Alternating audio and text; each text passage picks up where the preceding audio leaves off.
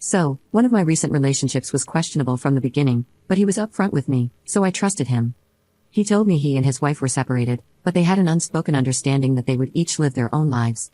However, they couldn't get divorced because it would cause hardship and shame for their families back home. He shared this information with me the first time we met, and we clicked, so I was okay with it. My nesting partner was concerned but trusted me. Months passed, and things were great between us, except I still didn't know his last name. I wasn't aware of the name of his business that he said owned, and he said he's terrified of his wife finding out about me because she would divorce him and ruin his life, even though they supposedly can't get divorced due to their families, and she's allegedly having her own relationships.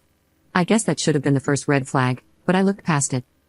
Then he tells me he's facing pressure from his wife's family, and his family to make things work and eventually have kids, but he didn't want to break it off with me. This man literally said, "I want to have my cake and eat it too," but gave me an out if I wasn't comfortable with it. I was immediately on board with him reconnecting with his wife, and admittedly, I didn't want to leave him either. I wanted to be a little selfish, so I thought I was okay with it. A couple of weeks pass where we don't see each other, during which I get this growing, nagging feeling that things are wrong, and I finally realize that I'm not okay with it. He is literally making me into the other woman. His wife is expecting a monogamous relationship, and he is lying to her face. I try to encourage him to talk to his wife about a couple of things, but he claims that she isn't mature enough to handle things like this. I've lost count of how many red flags I've noticed typing all of these out, but here are a few more. When I told him that I realized I'm not comfortable with how the boundaries of our relationship have changed, he became very passive-aggressive and told me that he thought I would always be there for him, selflessly. I responded that I didn't realize selfless meant zero boundaries, and he replied, "Selfless means not thinking about yourself." He never initiated conversation unless it was to complain about me not initiating conversation every single day. He keeps telling me that our relationship is special and unique, and things are different with me. When I called him out on what he said in the first point and mentioned that he clearly didn't want a relationship with a real person and only cared about his own needs, disregarding mine, he said I misunderstood. He expressed a desire to clarify, but insisted he couldn't do it over text. Despite claiming to be saddened by my perception, he thought I knew him better than that and insisted he was always considerate and caring. Then he asked if I was still mad, even though he continues to refuse to clarify anything over text. I obviously can't continue any sort of relationship with him. I thought there was a chance I could still support him or be a friend, but I don't think I can trust anything he says. I'm fluctuating between being furious with him and being furious at myself for willfully ignoring red flags, also straying from my own values. Update 1. It's only been 13 or so hours, but you all have helped me in ways I didn't expect. I came in with a lot of self-judgment and doubt, expecting a lot of hate for my part in it.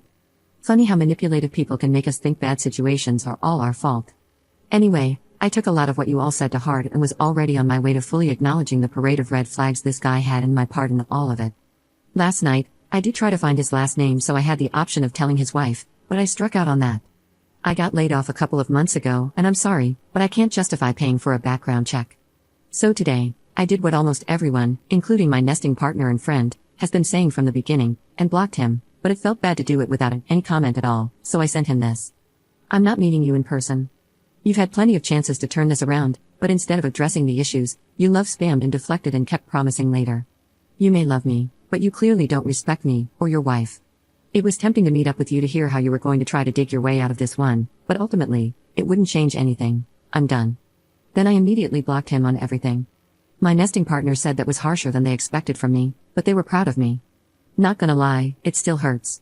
He kept saying he was going to respect my decision, but right now he's fighting for me, which my nesting partner said sounds contradictory, and I have to agree. I'm a little worried he's going to show up at my place, but I hope his sense of self-preservation will win out. If he shows up at my place, I'll show up at his, and expose him for all he's worth. Update 2. I want to give an update on my situation with him and my new partner, who has shown me exactly what poly is supposed to be.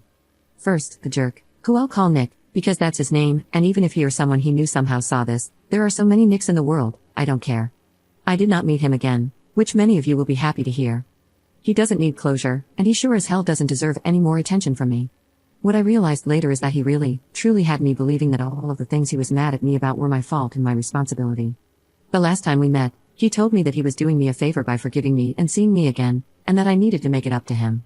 I believed him, and therefore didn't fight back when he hit me. I kept this from my partners and my therapist for a long time out of various degrees of shame. I told Nick I was done, saved the screenshots, and blocked him on everything. I wasn't going to give him a chance to smooth talk his way back into my good graces, nor was I going to give him a chance to harm me or worse. I didn't have time for his crap when I was just trying to survive after getting laid off in January. 4 months later, while I was at my friend's wedding at the end of July, I got a text from an unknown number. It was Nick. He said he respected that I apparently blocked him on everything and wouldn't reach out again, but he wanted to plead with me one more time to meet him and give him a chance to explain himself, because he hates that I think he's the monster I'm making him out to be. Barf. Ultimately, I did the smart thing and just didn't respond and didn't do anything at all. I was scared for a while, due to past trauma of exes coming up out of the blue to try to weasel their way into my lives. I was scared to leave my apartment alone at night for a while because I couldn't trust that his self-preservation would be stronger than his ego. Ultimately, I have healed, nothing has escalated, and it has been another 4 months of silence. I am genuinely at peace with my past with him and my present and future without him. Now for the good part. A couple of weeks after I broke it off with Nick, I was back online, refusing to let Nick or my fear of him control my dating life. I was going to take it slow and stay cautious but optimistic. I had a couple of good dates, but one really stuck out and lasted. My new partner, who I will call Dave because why not, has been in poly relationships for over 5 years. We spent the first week just texting, laughing, and discussing boundaries, and then, for the first meetup, he invited me over to his place for dinner along with several of his friends where he made ramen from scratch. We spent the evening talking, laughing, and playing Cards Against Humanity. I told him that inviting me over to a group dinner for a first date was surprising, but it worked out since I unanimously passed the vibe check, including from his spouse, and his friends were fantastic wing people. We've been together for 7 months now, and Dave has helped me through a lot of the grieving that comes with escaping abuse. He has never made me feel bad about setting boundaries, and has full-heartedly supported and accepted them. He, his spouse, my nesting partner, and myself all get along really well and had the chillest Friendsgiving ever. I helped Dave and his spouse paint and move into their new house. I have met his mom and several of his childhood friends. We've gone to a wedding together. We currently have very similar lines of work, so we are able to really understand each other's vents. Long story short, I never really believed that it was possible to have 2 healthy relationships total, much less 2 at the same time. So thank you all for giving me the kick in the pants that I needed. The poly community has been welcoming and wonderful, and I have been truly happy and at peace for a while now.